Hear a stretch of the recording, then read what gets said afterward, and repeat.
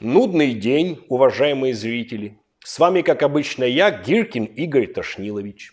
И я, откровенно говоря, окончательно потерял нить, с кем мы воюем в этой спецоперации. До этого нам говорили, что мы воюем против ВСУ. Потом со всех утюгов стали кричать, что мы боремся против НАТО. А после подрыва Каховской ГЭС, я так понимаю, мы решили еще и объявить войну всей природе.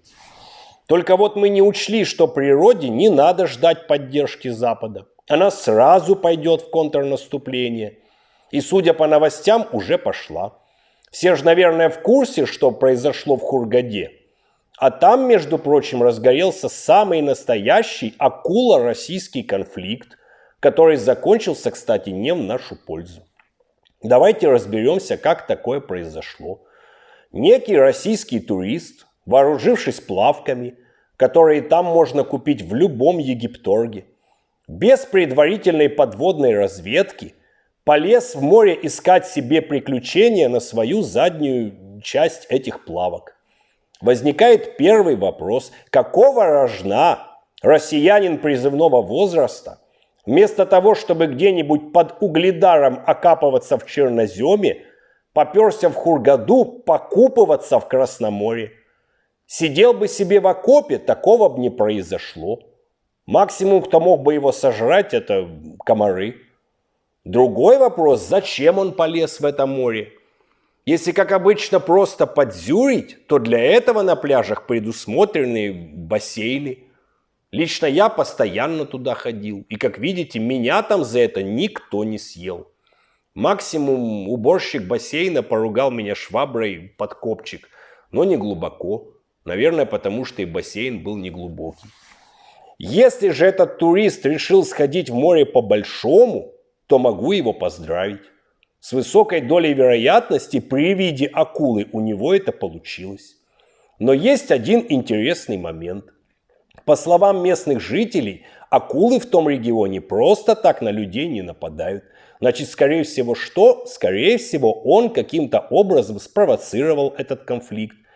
А то, как русские умеют провоцировать конфликты, я думаю, всем давно известно.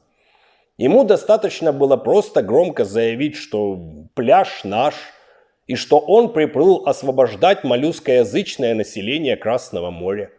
Потому что испокон веков русские, белорусские и моллюские – это исконно братские народы. Понимаю, что это звучит как бред, но подобный же бред каким-то образом прокатил в Крыму и на Донбассе.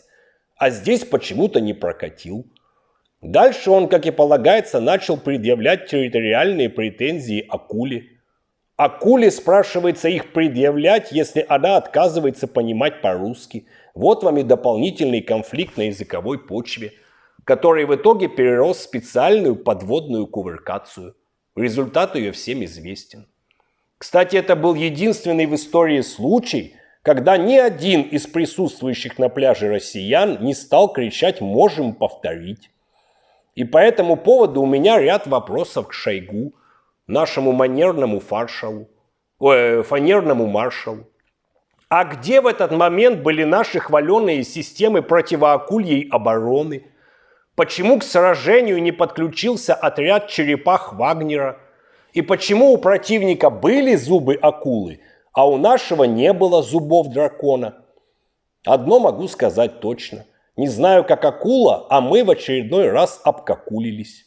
И стало очевидным, что весь подводный мир не желает видеть у себя наш русский мир. Хотя кое-что общее у нас с ними есть. Это дно. И после Хургады хур угадаешь, где произойдет следующее подобное происшествие.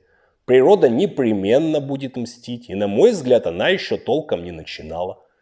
И я не удивлюсь, если завтра у Кадырова начнется восстание ягнят. К Медведеву и Захаровой придет Белочка. Только в этот раз не одна, как обычно, а целый батальон. Маргариту Симоньян с удовольствием съедят бобры.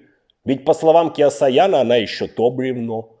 Лаврова, скорее всего, затопчет целый табун его родственников. Пиявки высосут из Путина весь ботокс и превратят его в мумию. Хотя есть подозрение, что с настоящим Путиным это уже давно произошло.